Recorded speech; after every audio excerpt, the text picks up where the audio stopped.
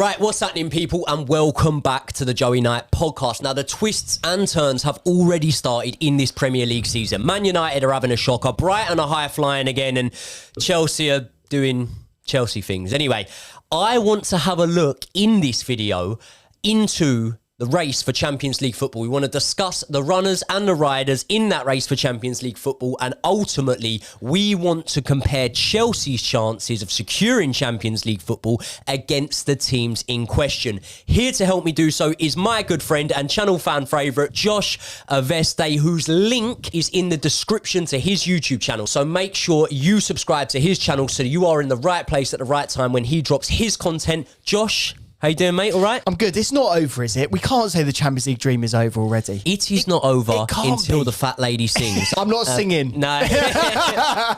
Right, so let's have a little look at it, right? Champions League race. Straight away, I think this is short and sweet, and we don't need to go into too much detail. There's 3 nailed-on positions, and that is obviously Man City, Arsenal, Liverpool. Yeah, the only one there that I feel you could have a slight question marker out is about Liverpool, because I feel their defence is still going to leak goals. I'm not sure about their midfield either. So, I will put them in for the sake of this, but I'm still not sure. I feel they could be disposed by one of the other teams. I think Liverpool will finish ahead of Arsenal this season. So that's a bold claim, mate. That's a really, really bold claim. What are you basing that on? Liverpool, yeah. On season, off season. On season, off season.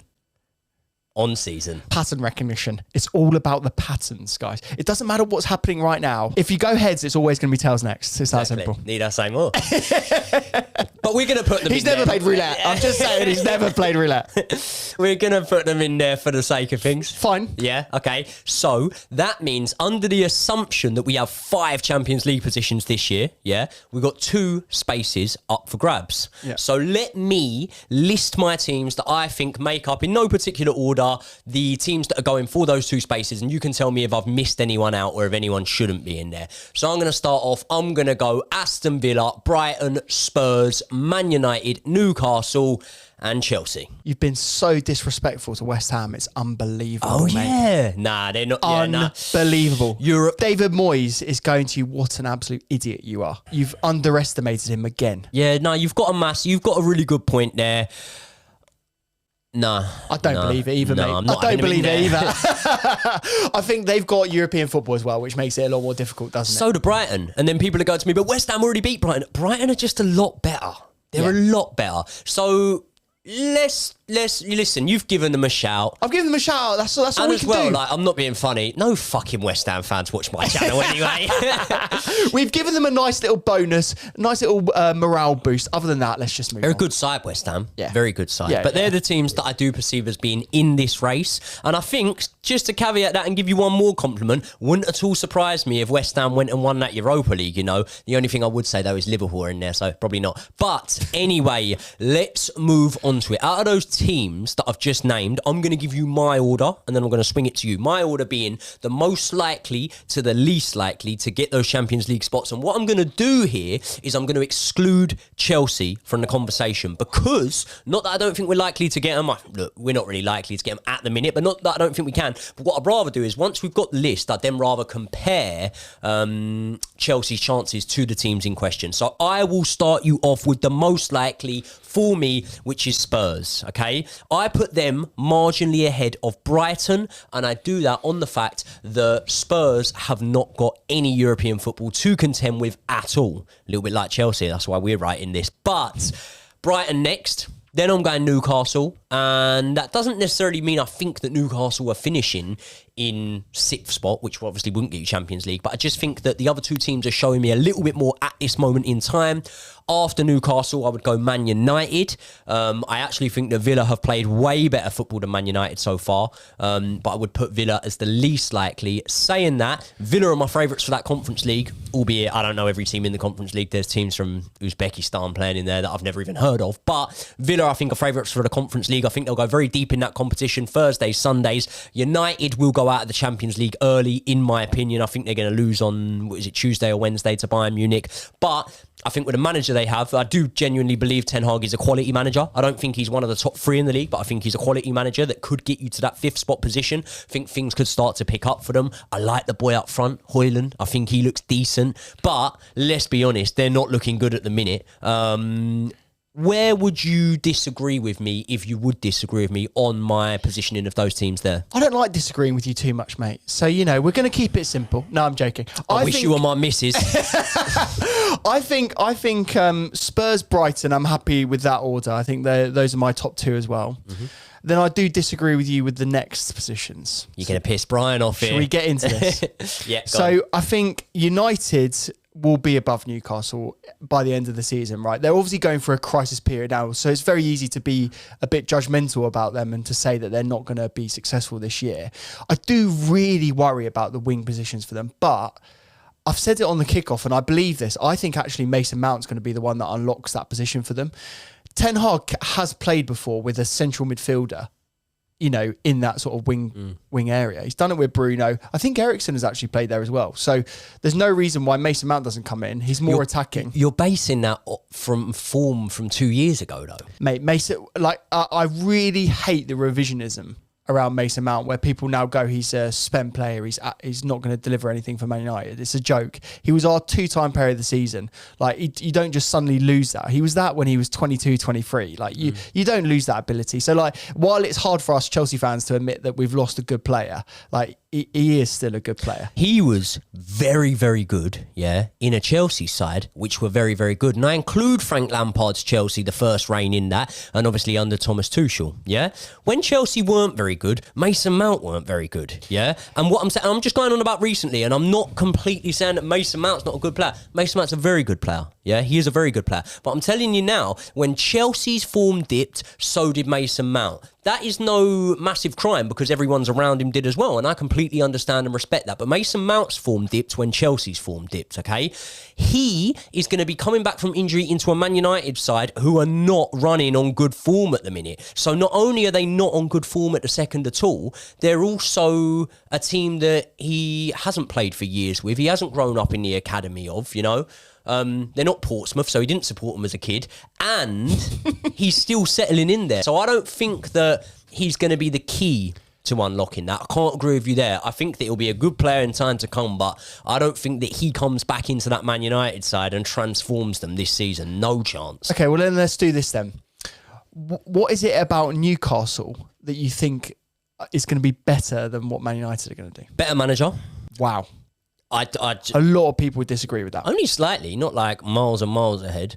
And I think better mentality within the personnel. I'm not saying every Man United player doesn't have that good mentality, but I'm saying across the board in Newcastle's starting 11, I think they've got better. But obviously for Newcastle, one massive thing will be injuries. They need to keep players fit because they haven't got that sort of depth. Man United's depth isn't unreal, but it's better than Newcastle's. So I think they're close in there. I'm not sitting here and saying Newcastle are so much better than Man United. I'm just saying I think that there's a slight edge on Newcastle, in my opinion. I think it was quite telling. We saw Brian yesterday. I think a lot of Newcastle fans, might agree with him. When you go one by one, you go through the players in the starting 11s. I think probably 4 Newcastle players get in the combined 11. I'm thinking Bruno Guimaraes, maybe an Isak. Definitely Isak. Maybe one of the centre backs. Definitely Trippier. And Trippier. So I personally would say that Trippier gets in a combined Newcastle and Man United 11. Yeah. I'd say you're probably at the minute, because of Man United's injuries, looking at one of the centre-backs also. Bruno gets in there. I think at the minute, if you're looking at Man United's midfield, I think Tonali gets in there as well. I'd say Isak gets in there. I'd say it's about half and half. But again, we're individualising players and we know that it's a team sport. So I'm just saying, as a collective unit, I think Newcastle work a little bit better. The reason why I'm not as bullish on Newcastle is because I think that Champions League campaign will drain them in a way that other teams around there when they've got like lesser competitions that they're in. It's Newcastle's first time in that, and they have got the group of death. So, like, they're going to travel distance wise though, not too bad. Yeah, but come on, like, doesn't mean much. Yeah, but when you're playing PSG and you're playing Dortmund and you're playing Milan, like that, what is gutting for them is they've got absolutely no easy games. Do you remember when we were in the Champions League? We were always very highly seeded, so we would always get, you know, a Bucharest or like someone very low down. You don't rate Bucharest? Yeah, sorry, all Bucharest fans. You've just pissed off so many of these subscribers, mate. I've got a shitload of Bucharest fans I could aim a load of other clubs to piss off as well. But yeah, like I think that we always had that easier game, and yeah, fair enough. We probably had to travel to Russia or, you know, Romania to play them, but you know. Newcastle don't have that.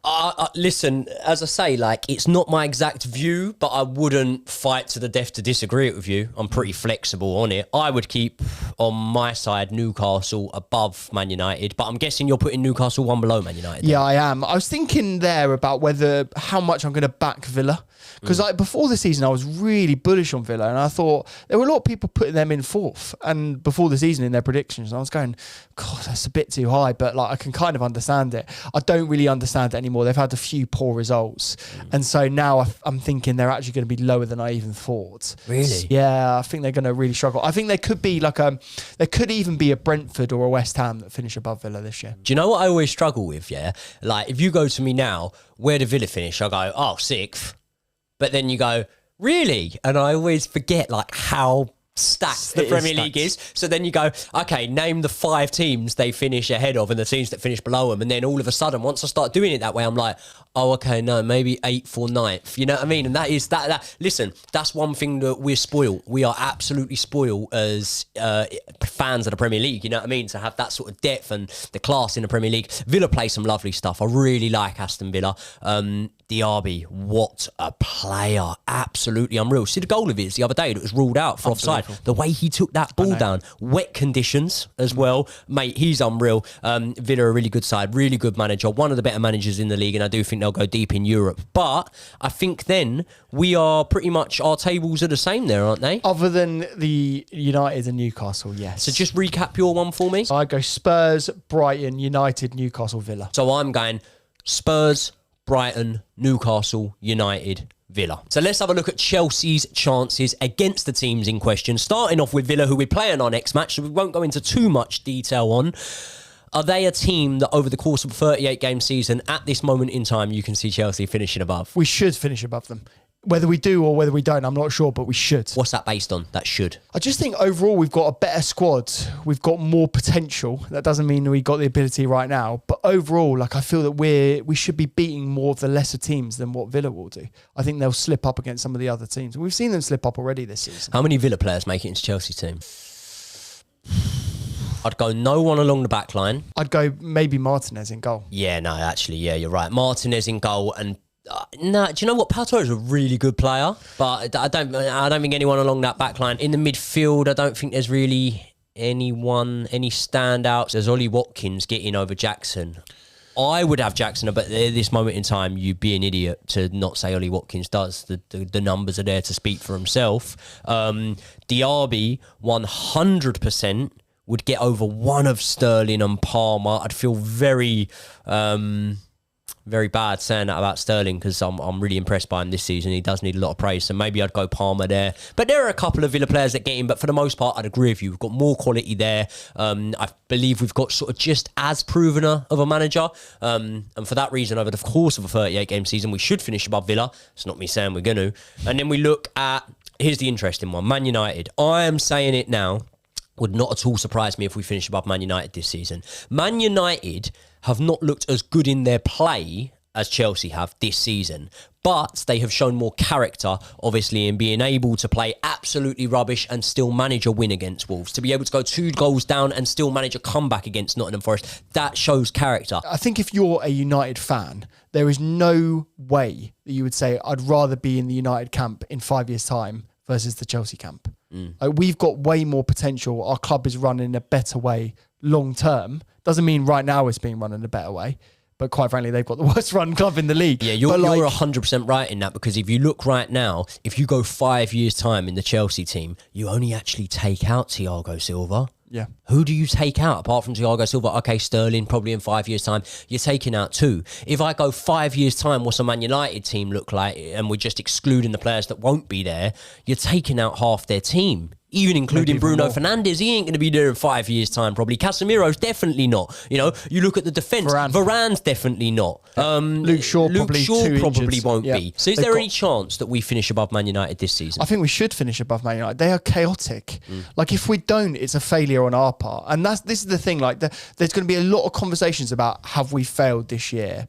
And I think if we're not getting above Villa and we're not getting above United, something has gone wrong. Because they are just a car crash at the moment. Like, it's really concerning. Like, they have a lot more reasons to be very, very worried about the way their club's going than Chelsea do. Like, fair enough, we've made a lot of errors and we've spent a lot of money, and perhaps we've bought some players that will end up being duds. They've spent a lot of money. Ten Hag in his press conference the other day, he said, every team's, spent so much money and whatever. And then the reporter, fair play to the reporter, because he won't be getting picked to ask many questions when it comes to the Man United staff picking who's allowed to put questions to Ten Hag in the future. But the reporter turns around and goes, Brighton's first 11 cost 20 mil today. And Ten Hag just doesn't really have anything to say to him. Whereas, if you look at the squad value of Man United's transfer market value, you're probably over, 700 million in that starting lineup or something. And everyone's very quick to throw this 1 billion thing. Yeah, it's happened in a short amount of time since Bowley came over. But actually, over the last decade, Chelsea have spent just under what Man United have spent, especially net spend. Man United don't make no money on players. They got an aging squad for the most part. You know what I mean? And that's the key thing. Like, when you're spending X amount of money on Casemiro, X amount of money on all of these other players that they're buying, and they're 28. Like Amrabat, I think is 28, 29 ish, like kind of that area.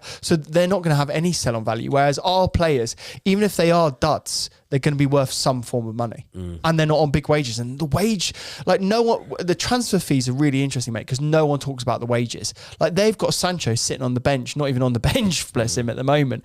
325 grand a week. We've got anywhere near that kind of money. So then, when we come on to Newcastle, because I think this is the last one that we could potentially say on performance, there is maybe slight indication to say that, okay, there's a possibility we finish above. Because I think when we go on to Brighton and Spurs, the way they're playing at the minute, you go, well, you're sort of hoping that they crumble under the pressure of being so far up there in Spurs' case and being in Europe in Brighton's case. And I think that's our only hope there, if we're being honest with ourselves. Newcastle are one. Listen, I like Newcastle, but they are one that if you're looking at their performances, there's an indication that maybe if Chelsea get it right and go on a good run, they could be a team we finish above. Would you agree with that? Well, look, who have they played and who have they beaten? So, like, they lost to Man City, they lost to Liverpool, right? Those are two really, really hard games. And I think a lot of the Newcastle fans are concerned, but they shouldn't be, because those are two of your hardest games of the season, right?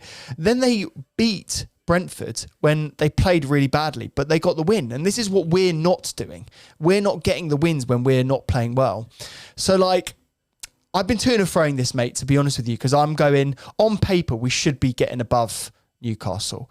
But I'm looking at the way they're playing and the results they're getting, and I'm thinking, nah, I think they're probably going to finish above us. And that's the scary point. Yeah, it's hard to argue it too much. So if we were to say where Chelsea slot in to that little list there of ours, at the minute, I'm going to put us ahead of Villa. I'm going to put us ahead. And all that being said, people that come for me here, I really rate Villa, yeah? And sort of unfair that I've put them below Man United, but I just think that it's Man United. You're just expecting them to come good. Maybe that's not the best logic to live by, because I've been expecting my club Chelsea to come good for the best part of 2 years now, and it just hasn't happened. But I'm going to put us ahead of Villa. I'm going to put us ahead of Man United. I think, being really no, I'm not going to put us ahead of Newcastle. So I think that by that logic, that means that we come, 7th at the minute or something? I think that's very realistic. And I think the only point that I'd make here is that Brighton, while they are playing incredibly well at the moment, the European competitions, we've mentioned it, it will have a big impact. They have a very good squad, and it's actually deeper than what a lot of people think. But injuries, and then testing how deep that squad is, and seeing how well Lallana, Milner, Welbeck fare in a 38-game season plus Europe, I think they could be one that do drift at the end of the season. So let's cap it off, and I want your view on this first by answering the question in the title of the video. Is that Chelsea's Champions League dream over then? I think when you look at how many points we are behind right now, I think you'd be mad to say that we are going to be getting Champions League. Well, if we average 1 point a game, which we're doing so far, that's 38 points, and that should just about be enough to save us from relegation this season. In fact, no, we'd be quite clear of relegation on that because there's some poor teams in the league this season. You know, I look at Southampton that went down last year. They weren't even that bad. No. They weren't even that bad, and they went down, whereas this year, there's a couple of guaranteed teams going down. So it'd be nowhere near that, and we will average more than a point a game. I'm not saying that, but yeah. I tell you what, though, if we were to go from 12th to 7th, people would banter us now and go, oh, it's the state of where Chelsea are. Well, we are where we are. Like, you know what I mean? We can't dress it up. The proof's in the pudding, mate. We're playing week in, week out. Everyone's watching what's going on at the minute. So, but what I would say is this. A day's a long time in football. A week's a hell of a long time. And a month, considering you can get 4 or 5 games in that time, is a very long time in football. And as soon as Chelsea start to put performances in, this is a potential, it's hypothetical, it might not happen, but if it does, if we start to put performances in and we start to get over the line and win games, I think because of the talent in this squad and because of the manager coming in now, having a bit more time to put his philosophy on things, there's every indication that we could get a run together and could end up finishing high up there. You know, we saw Spurs do it in seasons gone by when they pipped Arsenal to the Champions League spots. Even that season, I think we saw Arsenal do it originally when they'd started off bad. Teams can do it. Teams can have a late push and get those Champions League spots. And I'm not writing off our chances of doing it just yet. I don't think the dream is over, but 2 things. It's going that way. Injuries. We're going to have players back. If they stay fit, then we're up for it, right? If Nkunku stays fit, Carney comes back, we get some of those starting players that aren't in the squad at the moment back, then that makes a big difference, yes. January. You know that our American owners are not going to sit back and allow us to finish 12th. Can we spend in January? I think, I have a strong feeling that they'll just take the fine. Will it be a ban, though? It's more likely to be a fine. If really? If you get good lawyers, yeah. Take the fucking fine. Exactly. Let's just throw the kitchen sink at it again in January. Brighton, we're coming for them. We'll have De Zerbi first, we'll have Evan Ferguson second, and we'll have all your background staff to go with it. Villa, we'll go straight in there and get Moussa Diaby off them, pay the money, put it on the table, and we will go fucking mental in this January transfer window. Be scared now. We're back. I think I'll cap the video off with that. Josh, it's been very interesting hearing your thoughts on our chase for the Champions League spots. I want your lot's thoughts. Obviously, look, a lot of it is tongue-in-cheek there, what we're just saying. I do genuinely think that Chelsea do have an outside chance, but things have to change very, very drastically. What do you think of Chelsea's chances at getting Champions League football this season? And also, let's hear your thoughts on the teams we touched on there. I know a lot of you might be supporters of the clubs that maybe we initially wrote off or even ranked highly, and you will be eager to let us know your thoughts. So please do so. When this video drops, I'll be in the comments. I'll try and reply to as many of you as I possibly can. I'll definitely be reading all of your comments. And please do me a massive favour. If you've liked the content, subscribe to this channel, hit the bell so that you get a notification every time one of my videos goes live, and show your appreciation for Josh coming on the channel today by clicking the link in the description and subscribing to Josh's channel. Also, a lot of you will be looking at this beautiful number I've got on here. See it? Absolutely stunning kit. Chelsea's 2013 kit. It was supplied to me by Kit Plug. Their link to their website will be in the description for this video. Also, I will see all of you lot in the next one.